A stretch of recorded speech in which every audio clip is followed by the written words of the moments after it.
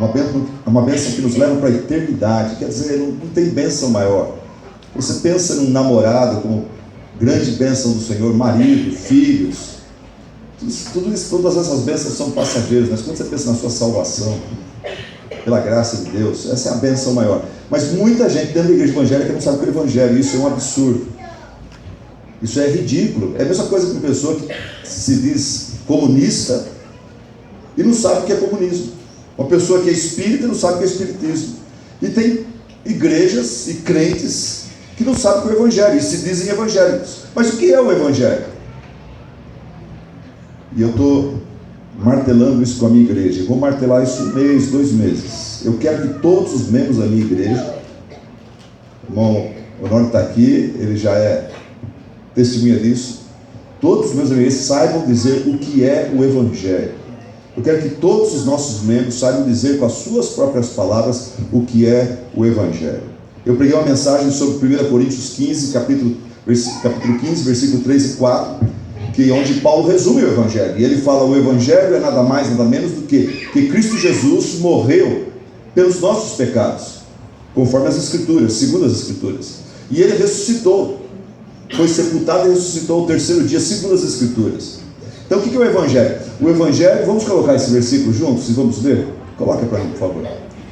Vamos ver juntos? O que é o evangelho? De acordo com Paulo, o evangelho é que Cristo morreu pelos nossos pecados, segundo as escrituras, foi sepultado e ressuscitou ao 3º dia, segundo as escrituras.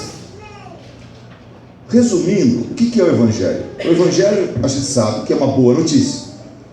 Mas que boa notícia é essa? Boa notícia de que Deus, de acordo com Coríntios, Deus, através de Cristo, através da morte e ressurreição de Jesus Cristo, Deus resolveu o nosso pior problema e venceu o nosso pior inimigo. Por quê? Porque o versículo fala que Cristo morreu pelos nossos pecados. Esse é o nosso pior problema. Então Deus, a boa notícia do evangelho é que Deus em Cristo resolveu o nosso pior problema. E depois não só isso, Cristo não só morreu pelos nossos pecados, mas Ele ressuscitou para a nossa justificação. Deus venceu a morte, que é o nosso pior inimigo. Então eu resumo assim: o evangelho é a ótima notícia de que Deus, através da morte e ressurreição de Cristo, resolveu o nosso pior problema e venceu nosso pior inimigo. Leia comigo, por favor, para gravar isso daí. Eu tenho certeza que você não vai esquecer nunca mais. Vamos lá, vamos ler juntos? Vamos lá. O evangelho é a ótima notícia de que Deus, resolveu o nosso pior problema e venceu nosso pior inimigo. E quando eu fui convidado pelo pastor para estar com vocês aqui, eu pensei em pregar sobre um aspecto do evangelho. Um aspecto do evangelho. Um aspecto maravilhoso do evangelho. Eu podia pregar aqui hoje sobre o poder do evangelho. Eu podia pegar lá em Romanos, fiz isso domingo passado pela manhã. O poder do evangelho, a situação da raça humana debaixo da ira de Deus. Mas o evangelho é o único meio de escape. Por isso Paulo fala: não envergonhe do evangelho. As pessoas odeiam Deus, odeiam o evangelho, mas é o único meio, é a única coisa que pode livrar meus filhos, minha esposa incrédula, meu marido incrédulo, meus amigos.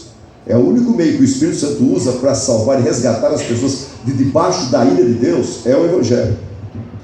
Então o poder do evangelho, só Ele é poderoso para fazer. Não adianta dinheiro, não adianta tecnologia, não adianta religiosidade, não adianta denominacionalismo, não adianta religiosidade, não adianta você autodisciplina. Só o evangelho pode libertar você e levá-lo aos céus e te regenerar outra vez. Mas nós vamos falar hoje um aspecto muito interessante do evangelho, que o evangelho é a única mensagem que tem poder para satisfazer os anseios mais profundos do ser humano. Com a Bíblia aberta em Efésios 1, vamos ler versículos de 3 a 7. O evangelho satisfaz satisfatoriamente os anseios da alma. Olha o que o texto fala: bendito Deus e Pai de nosso Senhor Jesus Cristo, o qual nos abençoou com todas as bênçãos espirituais nos lugares celestiais em Cristo, como também nos elegeu nele antes da fundação do mundo, para que fôssemos santos e irrepreensíveis diante dele em amor, e nos predestinou para filhos de adoção por Jesus Cristo, para si mesmo, segundo o beneplácito de sua vontade, para louvor da glória de sua graça, pela qual nos fez agradáveis a si mesmo no amado, em quem temos a redenção pelo seu sangue, a remissão das ofensas, segundo as riquezas da sua graça. Versículo 7 outra vez. Eu diria que o versículo 7 aqui resume o Evangelho também, assim como 1 Coríntios 15, 3 e 4. Presta atenção, resume o Evangelho aqui em Efésios. Versículo 7, olha lá. Em quem, falando de Cristo, na pessoa de Cristo, nós temos a redenção pelo seu sangue, a remissão das ofensas, segundo as riquezas da sua graça. Esse verso que nós vamos destrinchar hoje à noite juntos. Até aí. Irmãos, a frase favorita do ser humano é a seguinte: ah, se eu tivesse. O ser humano nasce e morre falando isso. Ah, se eu tivesse isso ou aquilo, eu seria feliz. Eu me lembro quando eu disse isso. Ah, se eu tivesse um carro próprio, uma condução própria, eu seria a pessoa mais feliz e satisfeita do mundo. Assim, o ser humano nasce assim. Olhe para aquela criancinha no carpete de casa lá, engatinhando, criança de 9 meses, e ela vê uma bexiga lá no canto, e ela vai engatinhando, e ela quer pegar aquela bexiga, como que dizendo: ah, se eu pudesse ter aquela bexiga nas minhas mãos, eu seria o bebê mais feliz do universo. Mas daqui a pouco essa criança consegue a bexiga, mas daqui a pouco ela já está chorando de novo. Ela cresceu mais um pouco. Ah, se eu tivesse uma bicicleta. Ah, se eu tivesse um videogame. Ah, se eu tivesse amigos. Ah, se eu tivesse habilidade esportiva. Ah, se eu tivesse uma moto. Ah, se eu tivesse uma namorada. Ah, se eu tivesse um carro. Ah, se eu tivesse condições de entrar na faculdade. Ah, se eu tivesse condições de casar. Ah, se eu tivesse filhos. Ah, se eu tivesse uma casa própria. Ah, se eu tivesse um emprego melhor. Ah, se eu pudesse montar minha própria empresa. Ah, se eu pudesse me aposentar. Ah, se eu pudesse ter uma casa de campo. Ah, se eu pudesse ter uma lancha. Ah, se eu pudesse viajar pelo mundo. E ele consegue todas essas coisas. E daqui a pouco, com 80, 90 anos de idade, ele está na casa dele, com a lancha lá no lago, casa de campo, aposentado, com dinheiro no banco, e com vários problemas de saúde, a morte chegando, e ele vê uma criancinha querendo uma bexiga, ele fala: ah, se eu pudesse ser como essa criancinha, de novo, e começar tudo de novo. O ser humano, longe de Deus e sem Deus, ele é um eterno descontente. Coloca isso na sua cabeça. O ser humano, longe de Deus, é um eterno descontente. Somente o Evangelho tem solução para os anseios mais profundos da alma humana. Antes de entrar no texto, eu queria comentar com você o seguinte: um tal de Dr. O.S. Hawkins, ele fez uma pesquisa na internet, alguns anos atrás, para ver qual que é o objetivo, qual que é o anseio da geração atual, dos 15 aos 40 anos, as pessoas hoje de 15 a 40, 50 anos, qual é o anseio dessa nossa geração? O que o homem, a mulher hoje quer? O que o homem, a mulher hoje busca? E nós vamos ver então isso daí, e depois nós vamos ver se o Evangelho tem poder para suprir esses anseios. O que Dr. Hawkins descobriu? Dr. Hawkins descobriu 5 coisas. Primeiro, ele descobriu que a geração atual das pessoas de 15 a 40 anos quer e deseja relacionamentos significativos. A geração atual, no fundo, eles querem, eles desejam relacionamentos significativos. A maioria desse povo são filhos de pais divorciados ou de mães solteiras. A maioria dessas pessoas tem saudades de um lar que eles nunca tiveram. Eles gostariam de achar a pessoa certa, a pessoa que fosse fiel a eles, e pudessem então formar um lar coerente, um lar firme, sem os perigos do divórcio. A maioria das pessoas de 15 a 40 anos estão cansados dos relacionamentos descartáveis, dos relacionamentos frágeis e fragilizados pelo pecado. O que mais? A nossa geração, em segundo lugar, deseja e busca gratificações imediatas. A maior parte da nossa geração deseja e busca gratificações imediatas. Nós somos a geração do aqui, do agora.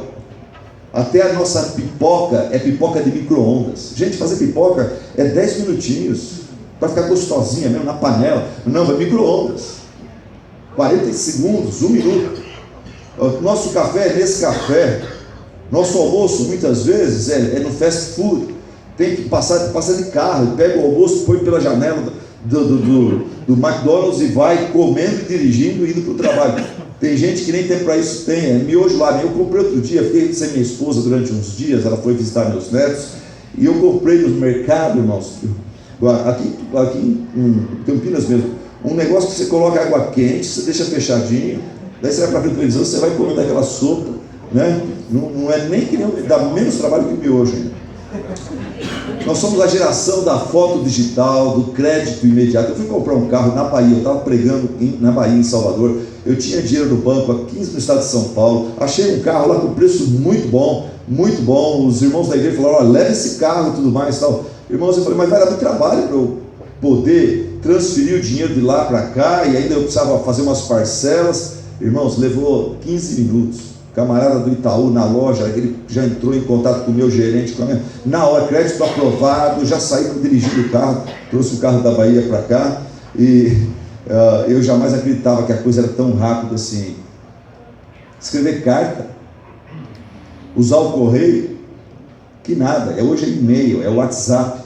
A nossa geração, ela deseja e busca gratificações imediatas. Por isso que muitos jovens não esperam pelo casamento. Ela quer curtir os benefícios do casamento antes do namoro até. Primeira noite já vão para a cama. Por isso que muitos recorrem às drogas.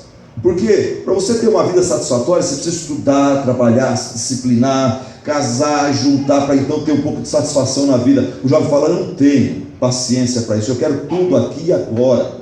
Então ele vai para as drogas, porque com as drogas você tem aquele frisson, você tem aquele prazer imediato que a droga confere, e as pessoas então se enganam dessa forma. Ok, terceira coisa que a nossa geração deseja. Nossa geração deseja e busca o tudo pelo preço do nada. As pessoas hoje querem o melhor por preço barato. Por quê? Por que as pessoas querem aquilo que é caro de graça? Porque muitos desta geração que eu estou me referindo, eles tiveram pais ausentes. Pais que a mãe trabalhava fora, o pai trabalhava fora. Quando o pai voltava para casa, chateado porque ficou o dia todo sem ver o filho, quando ele chega em casa, o filho já está dormindo, o pai se sente culpado por isso. Então o que o pai faz? Para compensar a sua ausência, tudo que o filho deseja, ele vai lá e compra. Ele dá um jeito. O filho quer um tênis de marca, que é um preço absurdo, mas o pai dá um jeito, ele se endivida e compra o tal do tênis de marca. Então nós temos uma geração que tem essa experiência, tudo que quer consegue, com um chorinho, com uma manha. Outros da nossa geração só estudaram, nunca trabalharam. Os pais se matam para a criança poder ir para a faculdade, depois fazer mestrado, doutorado. Alguns vão começar a trabalhar com 25, 30 anos de idade. Então esse pessoal nunca aprendeu a trabalhar, a suar para conseguir as coisas. Tudo sempre foi patrocinado pelos pais. Outra coisa, nós somos a noção da televisão, do cinema e da internet. O que é televisão, internet, o que o cinema passa para nós de impressão em relação à vida e às coisas materiais? Você assiste um filme, você assistiu um programa na televisão, eu ia falar novela, mas espero que você não assista novela, né? Mas na novela, nos filmes, que a geração mundana se alimenta diariamente, você nunca vê ninguém trabalhando. A pessoa entra no carro, a pessoa entra num jet ski, a pessoa entra num helicóptero, a pessoa pega avião, a pessoa sai de avião, a pessoa anda numa motona, roupa de marca, mora legal, mas nunca trabalha. No filme ninguém trabalha. Nos filmes nunca mostra ninguém trabalhando. Os atores, as atrizes estão sempre curtindo o bem bom, estão curtindo a vida. Então passa para as crianças essa ideia que na vida vai ser natural, quando eles ficarem adultos, o mundo deve a eles um carro, uma casa decente, roupa boa, moto, passagem de avião e etc. Essa é a conclusão que esse pastor chegou. Em quarto lugar, a nossa geração deseja e busca uma vida livre de sentimentos de culpa. Isso é interessante. Quando apagam-se as luzes, deitados ali na escuridão, a nossa geração ainda escuta o resto da sua consciência que sobrou, que lhes incomoda e lhes incomoda muito, e eles gostariam muito de ter paz na consciência, paz interior. E em quinto lugar, Dr. Hawkins viu que a nossa geração deseja e busca prosperidade. A nossa geração deseja e busca prosperidade. A maioria de nós tivemos pais que conseguiram vencer na vida e ter muito mais do que nossos avós. Os nossos pais lutaram e com muita dificuldade conseguiram muito mais do que os nossos avós. Mas nós não sabemos se vamos conseguir aquilo que nossos pais conseguiram. Mas nós desejamos isso. Nós desejamos isso. Esse é o perfil da nossa geração, gente. Então vamos só recordar aqui como que a nossa geração, ela deseja relacionamentos significativos, gratificações imediatas, ela deseja e busca o tudo pelo preço do nada, ela deseja e busca uma vida livre de sentimentos de culpa, e ela deseja e busca prosperidade. Por isso que as igrejas estão na teologia da prosperidade, que é o que a geração nossa quer. Agora, a pergunta é, esse é o anseio do homem moderno, do homem pós-moderno. O que Deus em Cristo tem a lhes oferecer? E a resposta é: Deus tem a mensagem maravilhosa, poderosa do Evangelho, as boas notícias da sua graça. O Evangelho é uma mensagem que realmente satisfaz. Agora nós vamos entrar em Efésios 1:7. O Evangelho é uma mensagem que realmente satisfaz. O que diz Efésios 1:7? Nele temos a redenção por meio do seu sangue, o perdão dos pecados, de acordo com as riquezas da sua graça. Vamos falar juntos? Acho que tem aí, não tem? É isso aí. Vamos lá, igreja. O que é o Evangelho? O Evangelho está aqui. O que o Evangelho nos oferece é o que está colocado aqui. Vamos ler juntos, depois eu vou explicar cada parte desse texto aqui, e você vai ver como que a mensagem do Evangelho é rica, abundante, maravilhosa. Vamos lá, leiamos.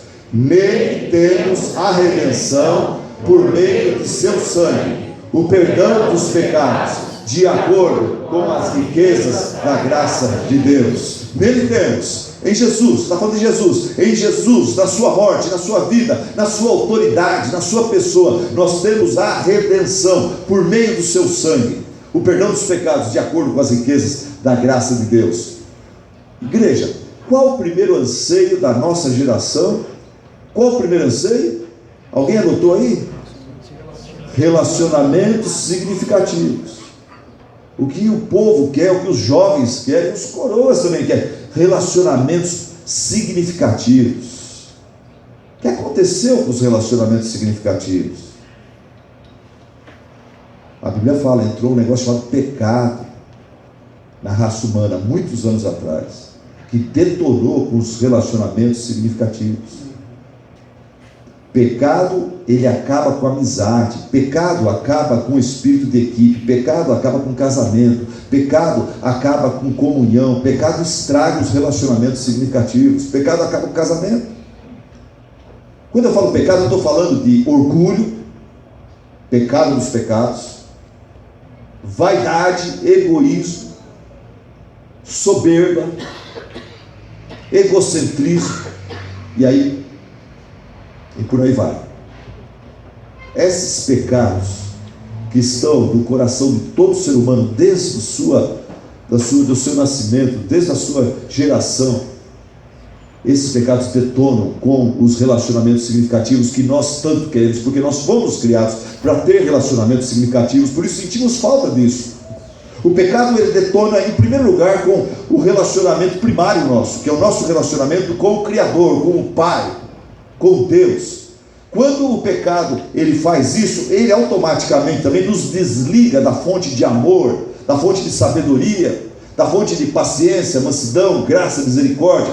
Desligado de Deus, você começa a detonar os seus relacionamentos secundários. Você se desliga da fonte de poder que é Deus. Você acaba depois tendo problema com as pessoas no horizontal. Por não se dar, eu até falei ontem no encontro de casais, eu falei exatamente isso. Irmãos, nós estamos aqui, tal, celebrando o dia dos namorados e tudo mais, tal. Um segredo: você quer ser um marido namorável? Você quer ser uma mulher namorável? Você quer ser um marido mais romântico, uma mulher mais romântica? Sabe qual é o segredo?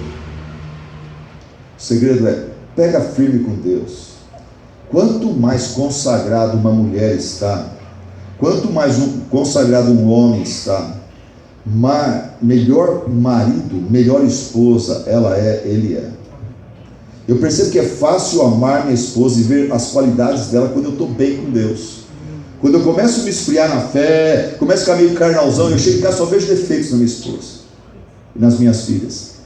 Quando eu estou bem com Deus, eu vejo as qualidades dela. É fácil amar, é fácil olhar só para ela e não olhar para outras mulheres. Quando você está bem com Deus, é fácil amar até mesmo os seus inimigos, até mesmo aqueles que não são amáveis.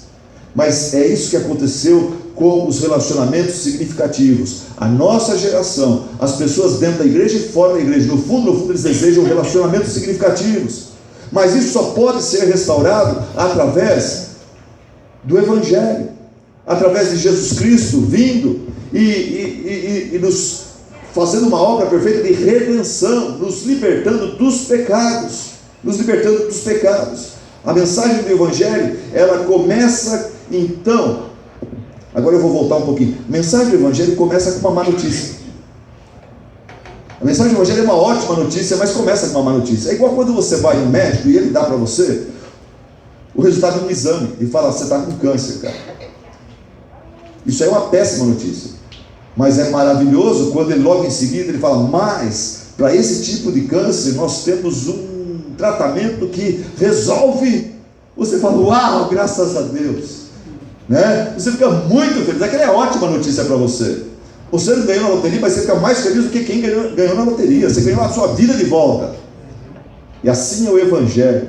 O Evangelho fala: você tem câncer, um câncer agressivo, que praticamente já te matou, mas o médico dos médicos, Jesus Cristo, tem a solução. Lá na cruz ele pode te salvar, ele pode te regenerar e te reconciliar com o Pai. E quando você se reconcilia com o Pai, você começa a orar, começa a ler a Bíblia, você recebe um coração transformado. Eu gosto muito daquela música: recebi um novo coração do Pai. Essa música é bíblica pra caramba, muito maravilhosa. Você já recebeu um novo coração do Pai? Você já recebeu um novo coração do Pai? Amém. Glória a Deus. Quando você recebe esse novo coração, você deixa de ser aquele cara chato, aquele cara egoísta, aquele cara egocêntrico, aquela mulher que só fala dela, aquela pessoa fofoqueira. Esse novo coração leva você a querer ser mais igual a Cristo, diariamente, semanalmente, mensalmente. Então, você está ficando mais velho e ficando melhor. No dia do teu funeral, a igreja chora, porque perdeu uma pessoa que era igual a Jesus, ou muito parecido com Jesus. Mas quando você é um crente de fachada, um crente que só tem um nome no hall de membros e ocupa cargo, mas não recebeu um coração regenerado, quando você morre, a igreja, ninguém fala, mas a igreja celebra. Vai, que bom que Deus levou. Como aquele irmão era chato, como aquele irmão espantava os jovens da igreja, como aquela irmã ela era dona do cargo dela na igreja, ninguém tinha coragem de concorrer no dia da eleição lá, porque se fizesse isso, ela virava o exército dela contra aquela pessoa dominadora. Não tinha nada de Jesus, não. Aqui na igreja prega, ora, canta, faz visita, mas lá em casa o marido não aguenta ela, que ela é uma mulher dominadora, é uma víbora. Olha o que eu falei: quando a mulher realmente é consagrada, ela é uma esposa cada vez melhor lá em casa. Quando o pastor, o líder aqui da igreja é cada vez mais consagrado, melhor marido, melhor pai lá em casa. A marca de um homem consagrado não é a oração poderosa dele, não é o que ele faz aqui na frente, não, é o que ele é lá em casa. Quando você fala aquela irmã, uma mulher espiritual, uma mulher de oração, cuidado, ficar achando que ela é muito. Como que é o casamento dela? Como que o marido dela a vê? Como que os filhos dela a veem? Irmãos, eu estou na igreja já há 56 anos. Tem muita mulher dentro da igreja trabalhando para Cristo, porque lá em casa ninguém aguenta ela. A igreja é uma fuga. A igreja é uma fuga. Ela não quer amar o campo missionário dela, que é aquele marido incrédulo. Então ela sai daí e foge para vir para falar para os outros. Mesma coisa com os homens. Na igreja tinha um homem que queria sempre estar nas congregações da igreja. Ele queria estar sempre nos bairros pregando. E ele se gabava que ele, de domingo à tarde, não estava dormindo, não. Mas por quê? Porque ele não tinha paz no casamento dele. Ele não era um marido amoroso, atencioso. Ele era omisso, negligente. E o trabalho do Senhor é uma fuga. Sabe aquele jovem que tem uma desaventura amorosa? Eu quero ir para a África, pastor, me manda para a África.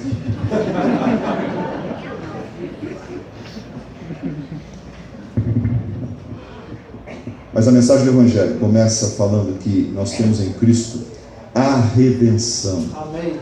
Redenção é apolutrosis, libertação mediante pagamento de resgate. O pecado nos tornou escravos do diabo, o pecado nos tornou escravos dos vícios. E Jesus, ele veio com seu sangue poderoso, precioso, com seu sangue puro e santo, e ele paga com a sua própria vida o nosso resgate. Em Cristo nós somos libertos do nosso estado de rebeldia contra Deus e suas leis. Em Cristo nós somos resgatados da nossa maneira fútil de viver. Em Cristo as nossas ofensas contra Deus são perdoadas. Em Cristo nós somos reconciliados com Deus. Essa é a boa nova do Evangelho. Por isso Paulo exclama no livro de Romanos: justificados pela fé, temos paz com Deus. Eu não estou mais desligado, eu não sou mais inimigo de Deus, eu não tenho mais medo de Deus, nem fico fugindo dele. Eu tenho agora paz com Ele por meio de nosso Senhor Jesus Cristo. E em consequência, os relacionamentos secundários começam a melhorar.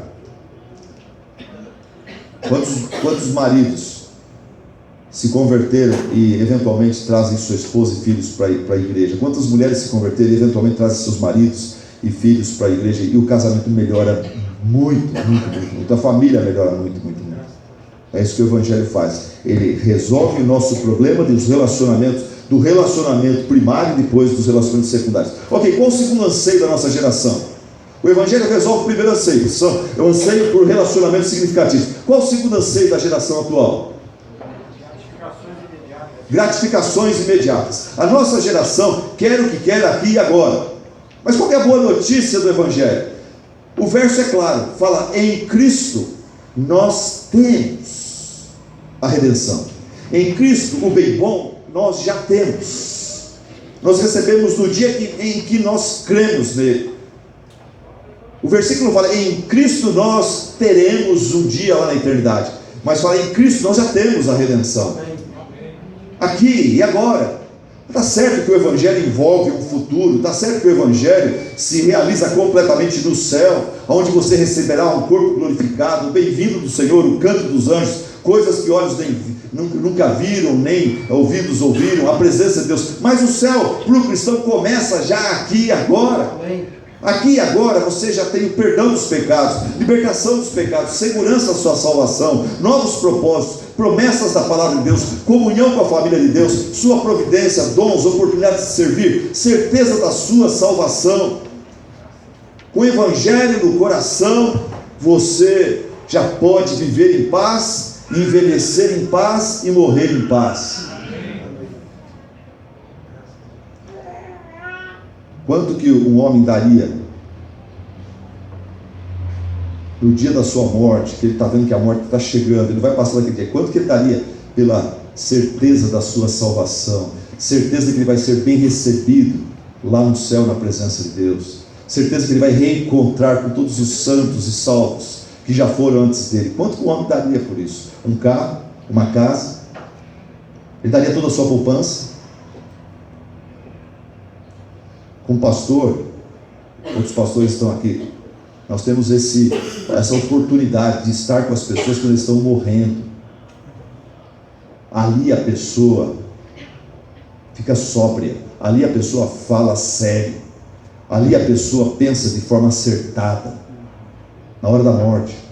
E o crente em Cristo, ele tem a redenção.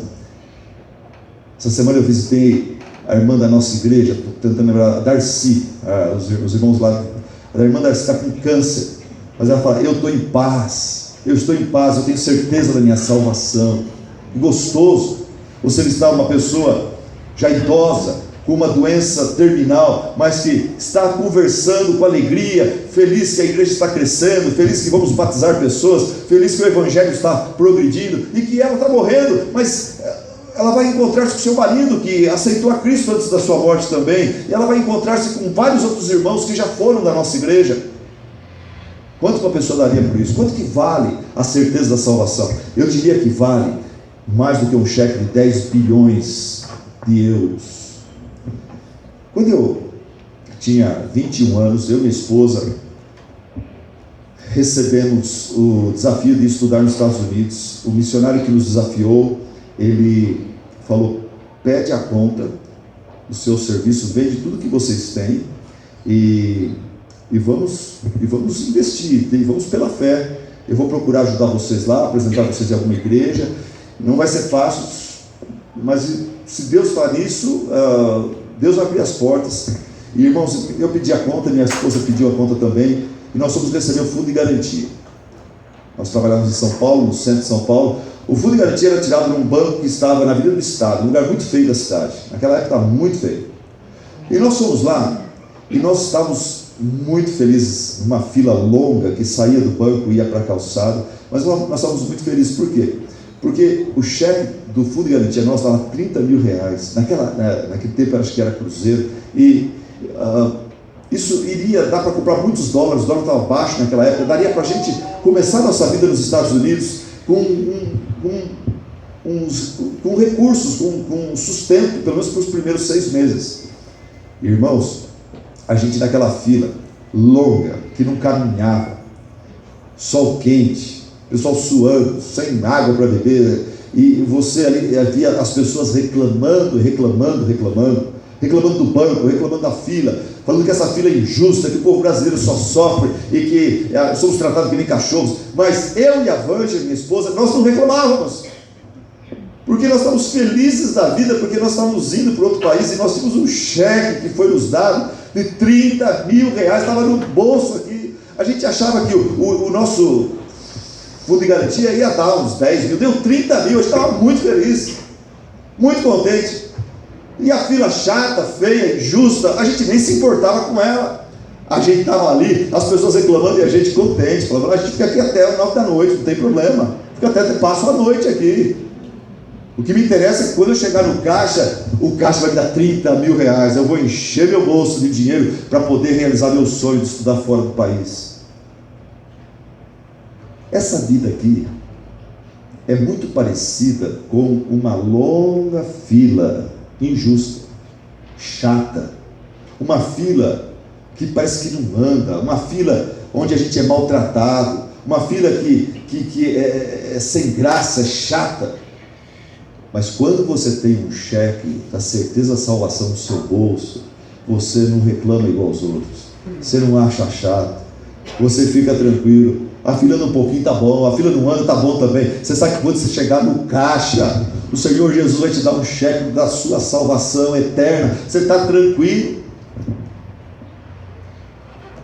O que a nossa geração quer? Ela quer gratificações imediatas. A nossa salvação é algo para aqui e agora. Crê no Senhor Jesus e será salvo, tu e a tua casa. Qual o terceiro anseio da nossa geração atual? Tudo pelo preço de nada. Tudo pelo preço de nada. O que o texto fala, apresentando o Evangelho? Em Cristo temos o quê? A redenção por meio do seu sangue.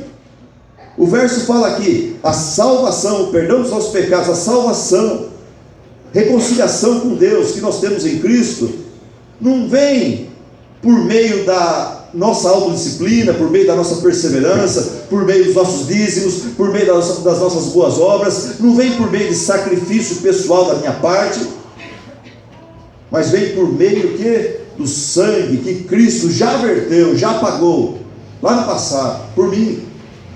Então eu tudo pelo preço do nada. Eu não pago nada, Jesus pagou por mim.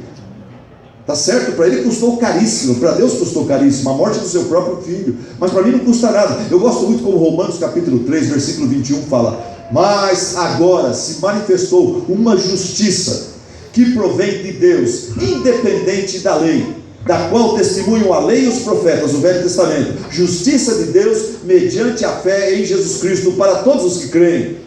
E eu gosto dessa parte: não há distinção, pois todos pecaram e destituídos estão da glória de Deus, sendo justificados gratuitamente. Amém.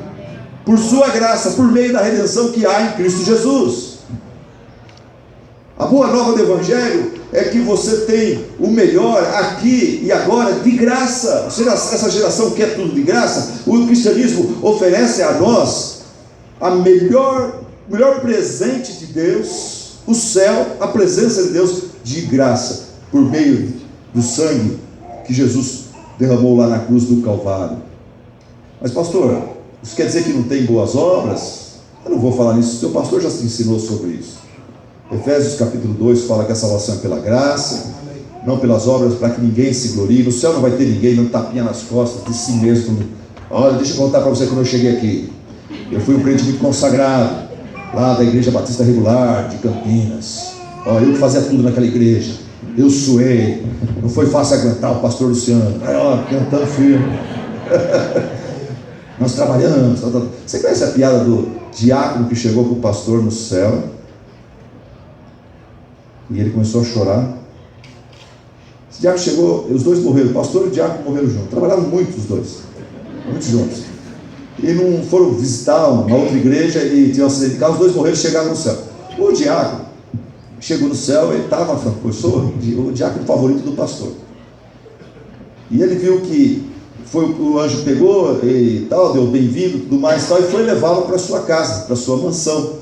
E ele passou num bairro, condomínio fechado, lindo, tudo mais, só casões. E ele viu aquele irmãozinho da igreja, que vinha de a pé para a igreja, não tinha nem carro, sempre ficar sentado lá no fundo. Ele viu aquele irmãozinho, morreu já faz uns 10 anos. Ele viu aquele irmãozinho numa mansão linda, maravilhosa, os carrões na porta da mansão.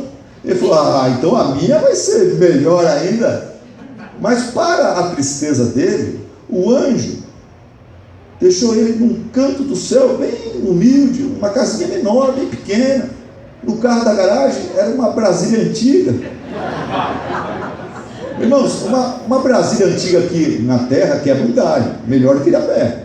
Mas lá no céu, ninguém quer Brasília.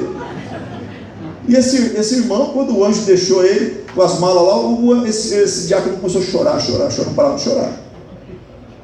E o anjo falou: você vai se acostumar, não? Essa é a realidade. E o anjo falou: pois eu falo com você. E foi e levou o pastor para a sua casa. Uma semana depois, o anjo encontra esse diácono, e o diácono estava feliz andando pelas ruas do céu, estava feliz, ele tinha superado a sua depressão. E o anjo falou: como é que você está? Você está bem de repente? Você estava chorando, parecia que você ia ficar deprimido por um bom tempo, você está feliz e contente? Falou: olha, eu estava mal. Quando eu vi a casona do irmãozinho lá, que nunca teve cargo na igreja, uma mansão, depois você mostrou minha casa, eu fiquei mal. Mas depois, eu saí à tarde chorando pela rua, eu vi aonde você levou o pastor. Quando eu vi a casa do pastor, eu falei: eu estou no céu. O pastor está numa barraca.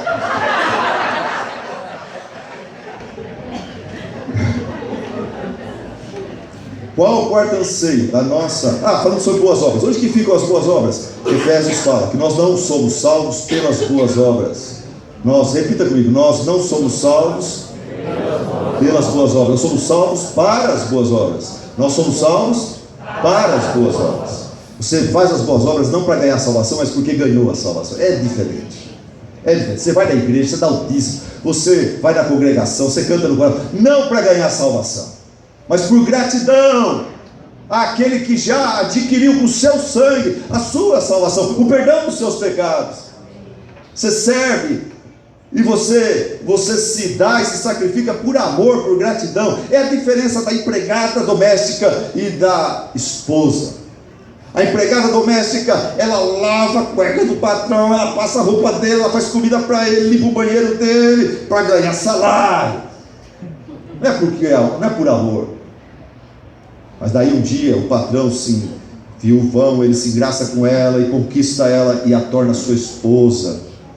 E ela agora, ela lava o banheiro, ela faz comida, ela passa roupa, não por causa de um salário no final do mês, por gratidão, por amor a esse homem que conquistou o seu amor. Essa é a situação do cristão. Ele não é motivado a trabalhar por obrigação, por dever, por necessidade, constrangimento, mas por amor e gratidão. Qual o quarto anseio da nossa geração? Uma vida sem sentimento de culpa. Ele quer ser liberto do sentimento de culpa. Ele sabe que ele é egoísta, ele sabe que ele é avarento, ele sabe que ele é fofoqueiro, ele sabe que ele é ganancioso, ele sabe que ele é egocêntrico, que ele é orgulhoso, e ele tem sentimento de culpa por coisas que ele faz, por atitudes, por ações, por omissões. E o que o texto, a boa nova do Evangelho diz para essa pessoa que quer se livrar do sentimento de culpa, das coisas erradas do passado, da sua atitude errada através da vida, atitude errada para com Deus, contra os semelhantes, contra a família? O versículo, a boa nova do Evangelho fala que em Cristo nós temos a redenção, a salvação por meio do seu sangue. Nós temos o quê? O perdão dos pecados. O perdão dos pecados, de acordo com as riquezas da graça de Deus. Na morte de Cristo, presta atenção que eu vou falar para você aqui. Na morte de Cristo, quando Cristo morreu lá na cruz, Ele morreu pelos pecados do meu passado. Ele morreu pelos pecados do meu presente, os pecados que eu cometi hoje, contra minha esposa, contra a minha igreja. Cristo lá no passado já tinha morrido pelos pecados que eu cometi hoje até agora, e Jesus lá no passado já morreu pelos pecados que eu vou cometer ainda. Que eu, como pastor, servo de Deus, eu não quero pecar, mas eu vou pecar.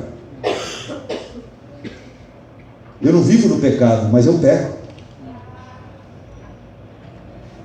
Se eu não peco por omissão, eu peco por comissão.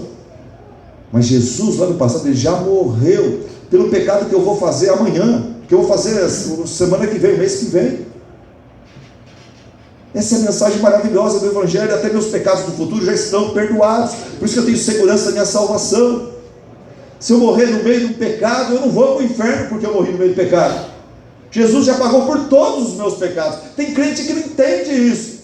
Tem crente que acha que, não, Jesus morreu, deixou um cheque em branco, e conforme eu peco, se eu peço perdão, então ele deposita, ele debita naquela minha conta lá, então eu estou sem pecado. Mas eu cometi pecado, Jesus volta. Lembra, os assembleanos, eles tinham medo de dormir com pouca roupa, dormir de pijama, porque se Jesus volta, leva todo mundo, e a pessoa vai subir de pijama, a presença de Deus.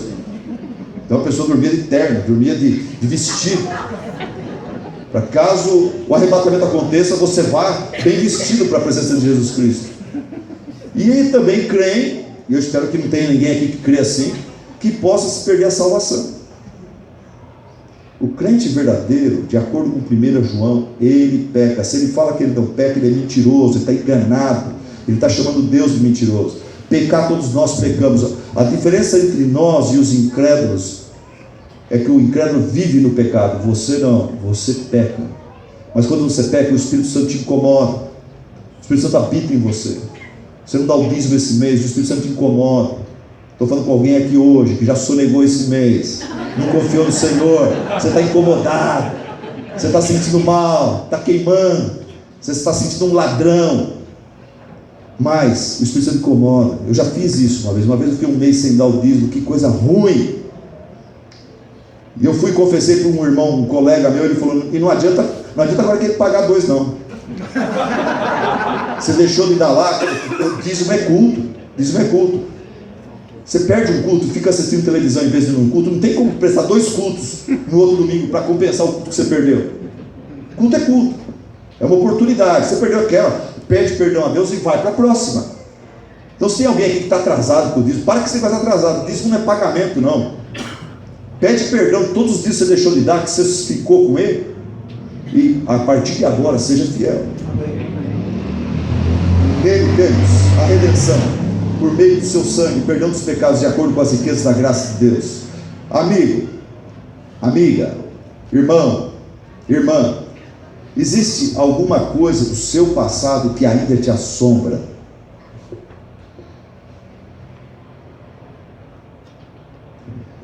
Existe alguma coisa do seu passado que ainda rouba a sua paz? Existe alguma coisa do seu passado que ainda te envergonha? Existe alguma coisa do seu passado que você já se arrependeu, pediu perdão, mas tem gente ainda te acusando e apontando o dedo para você, ou te olhando com um olhar recriminatório?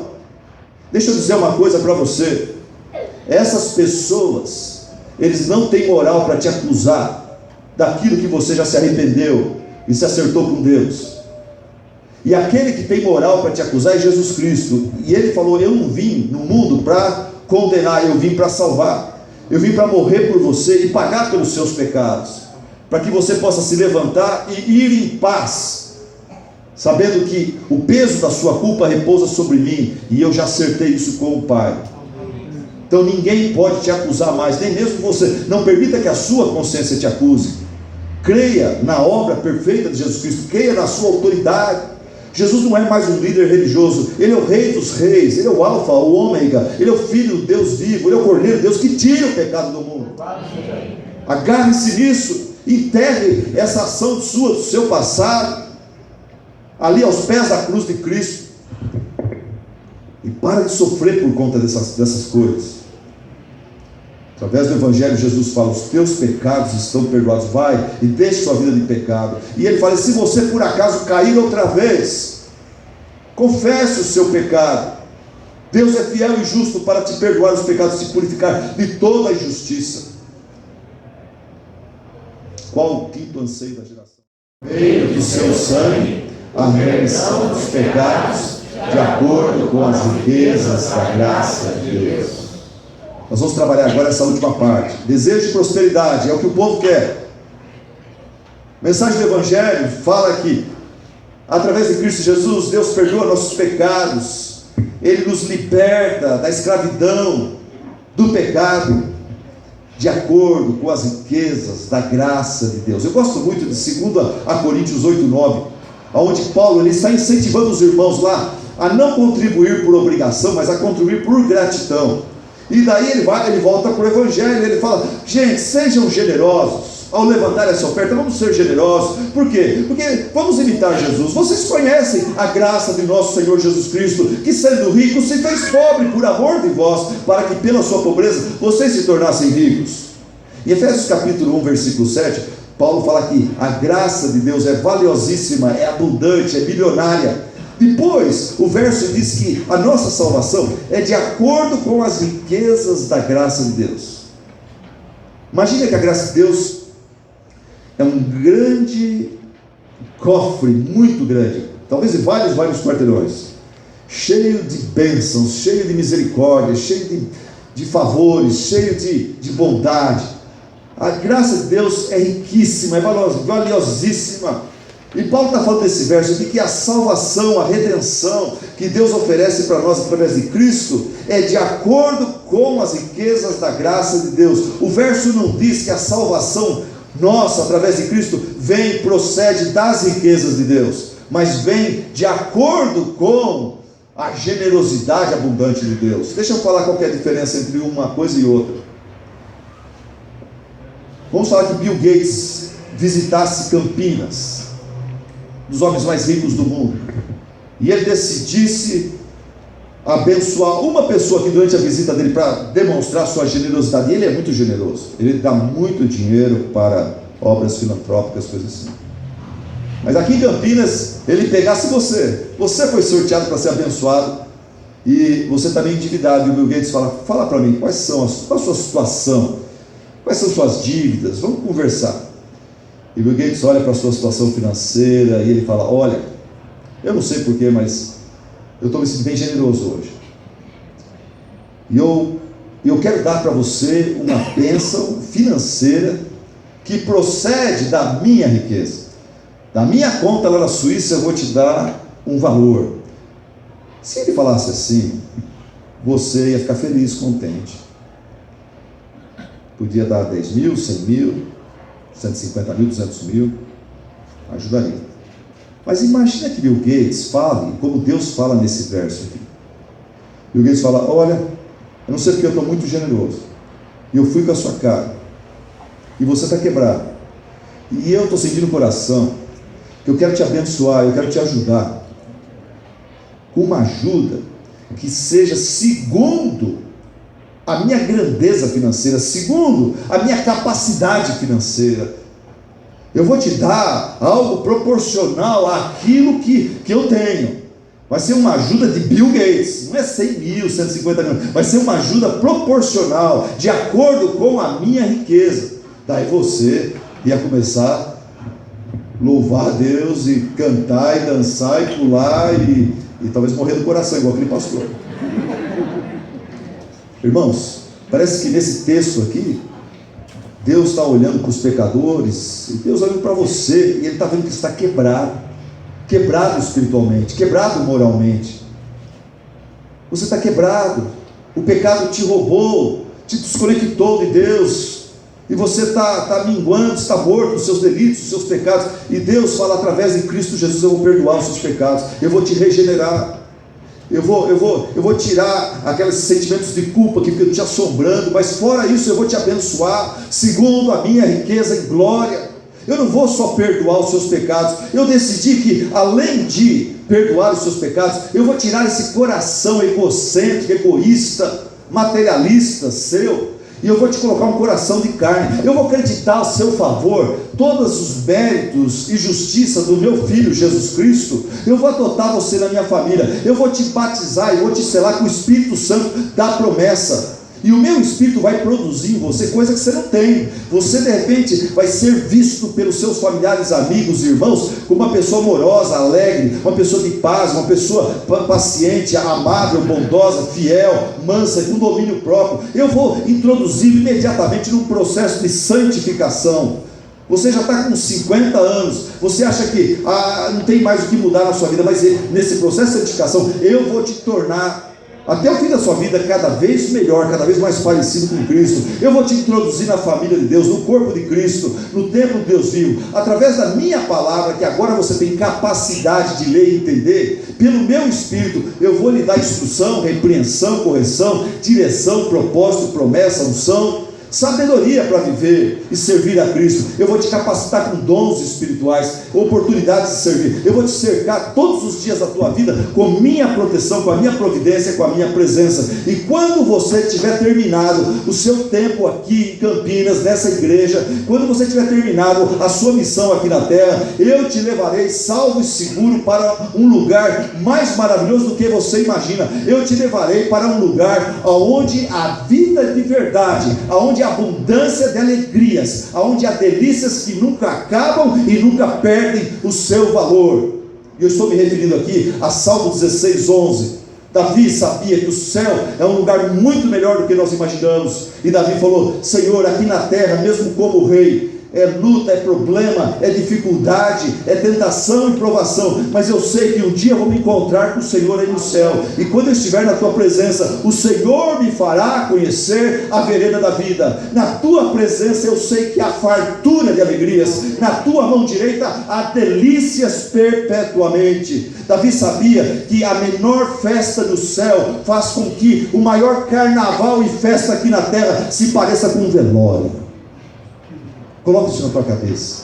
O nosso Deus é um Deus da alegria, é um Deus alegre em si mesmo, é um Deus que colocou a adrenalina em você, que colocou a noradrenalina, colocou a dopamina dentro de você, esses neurotransmissores da alegria. É o Deus da música, é o Deus que criou o pôr do sol, é o Deus que criou o riso da criança, é o Deus que criou a mulher bonita de uma forma que atrai os homens, é o Deus que fez os homens também bonitos de formas que atraem as mulheres, é o Deus do belo, é o Deus do gostoso, é o Deus que fez comidas deliciosas e nos deu apetite.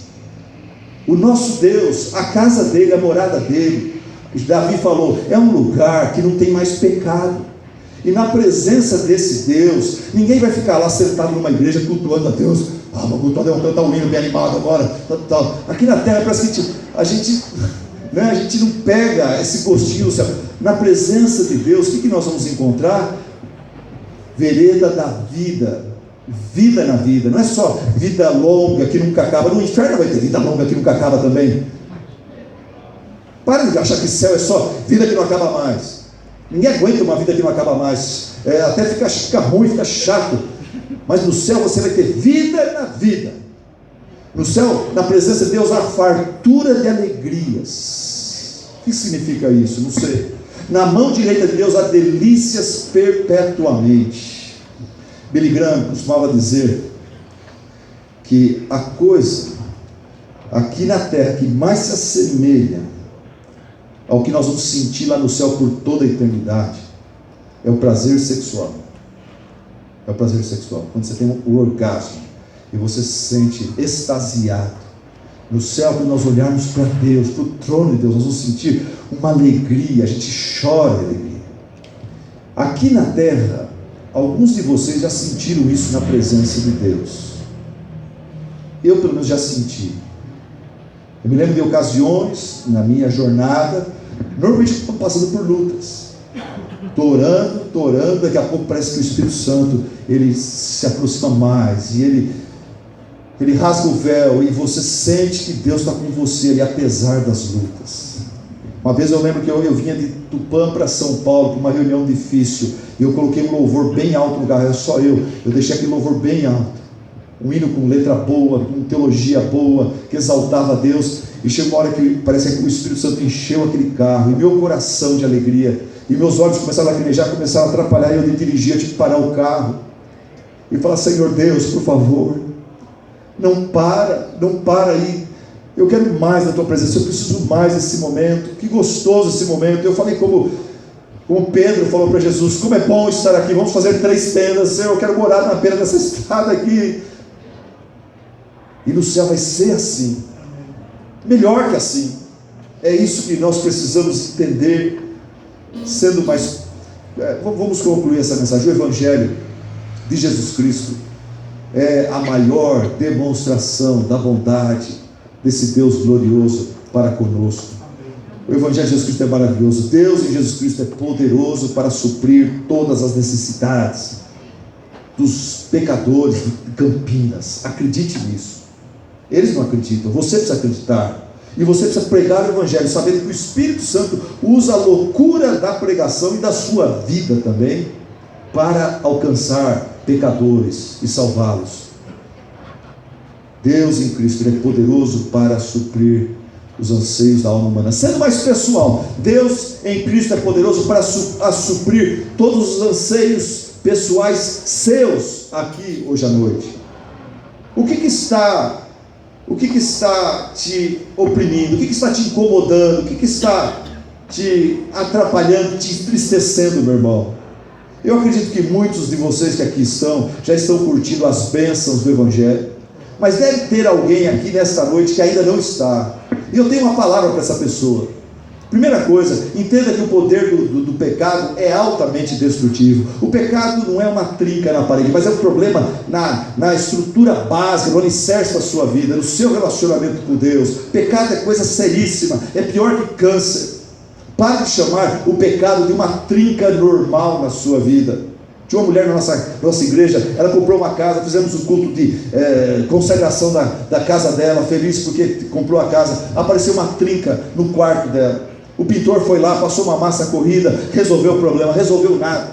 A trinca voltou. O pedreiro foi lá e rasgou aquilo, colocou cimento, resolveu o problema, pintaram, resolveu nada. A trinca voltou.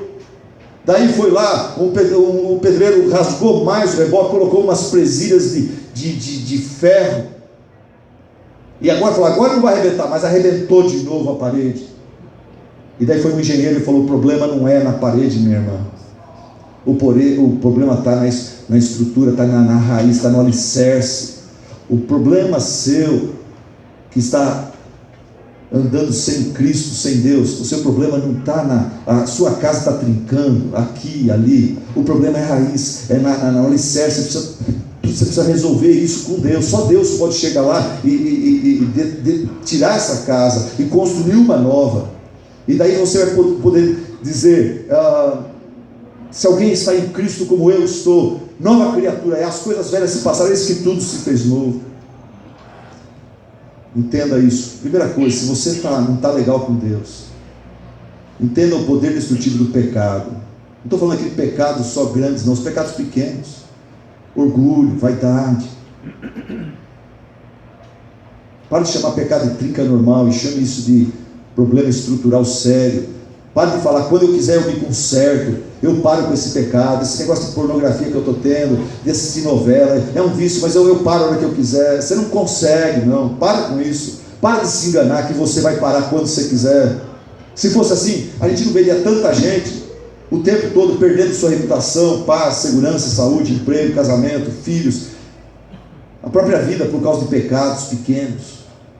Põe na sua cabeça, só Deus, seu Criador, pode e sabe arrumar a sua vida. Só Deus pode fazer isso. Há muitos anos atrás, um homem comprou um Ford modelo T. O primeiro carro que foi feito em série e colocado à venda para a população americana. E esse homem comprou esse carro, ele estava super feliz, até que um dia ele volta tarde do serviço, e no caminho para casa, era uma rua escura, o carro quebra, para, desliga tudo. E esse homem naquele lugar escuro, ele tenta isso, ele tenta aquilo, ele abre o capô e ele fica lá mexendo nos fios, vendo tudo, vendo se alguma coisa soltou, se tem alguma coisa quebrada, e ele vai ficando frustrado porque nada dá certo, ele não consegue fazer o carro ligar outra vez. E o tempo está passando, está ficando mais tarde, o tempo não tinha celular, não tinha como, é um lugar perigoso. Daqui a pouco um outro carro vem e para, um outro Ford modelo T para ali. Ele fica com o farol aceso. Um homem desce lá e fala: boa noite, companheiro, qual o problema? Ele fala: não quer pegar o cara. Ele fala: Felix, senta aí, tenta isso, eu vou mexer aqui. E o homem vai lá e mexe no motor, e o carro pega assim, pá. Daí ele fala: puxa vida, senhor, como que o senhor conseguiu isso? Eu estou aqui tentando, da hora que o senhor mexeu, como que o senhor conseguiu? Como que eu não consigo, o senhor conseguiu? Ele falou: prazer, meu nome é Henry Ford, fui eu que planejei, fui eu que construí esse carro, eu conheço aquilo que eu produzo. E Deus hoje está olhando para você dizendo: olha, Ele te criou, eu te criei, eu sei onde estão os defeitos na sua vida, eu sei onde o pecado está te agarrando, onde o diabo está te derrubando. Confia em mim, entrega a sua vida a mim, entrega a sua vida, confia no Evangelho de Jesus Cristo. Você tem confiado na Igreja Batista Regular, você precisa confiar em Jesus Cristo. Você tem confiado nos seus cargos, nas suas boas obras. Não, para com isso. Entregue-se totalmente, entregue tua alma, entregue seus defeitos, seu vazio espiritual, entregue nas mãos de Deus. Só Ele pode quebrantar, perdoar, justificar e restaurar você completamente. Entregue sua alma a Jesus Cristo, meu irmão.